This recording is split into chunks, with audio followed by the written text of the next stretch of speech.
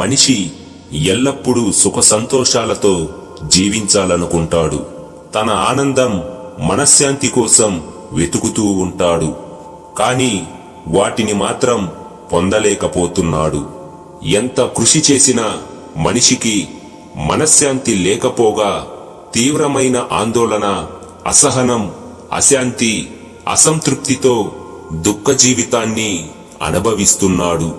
ఉన్నదానితో తృప్తి పడకపోవడమే మనిషి యొక్క ముఖ్య సమస్య. తను వద్దు అనుకున్నవి జరుగుతూ ఉండడం, తను కావాలనుకున్నవి జరగకపోవడం, అసలు తన గురించి తను తెలుసుకోలేకపోవడం.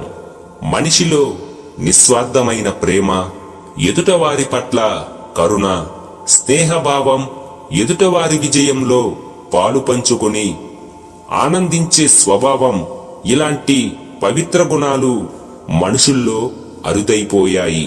వీటికి బదులుగా స్వార్థం, ఈర్ష్య, ద్వేషం, పగలాంటి దుర్గుణాలతో మనిషి యొక్క మనసులు నిండిపోయి ఉన్నాయి. అందువల్ల మనుషుల యొక్క హృదయాలలో అగ్గిమంటలు చెలరేగుతున్నాయి. దీనివల్ల సహనం నశించి కోపంతో మండిపోతూ ఎదుటవారికి కూడా ఎంతో కష్టం, దుఃఖాన్ని కలిగిస్తున్నాడు.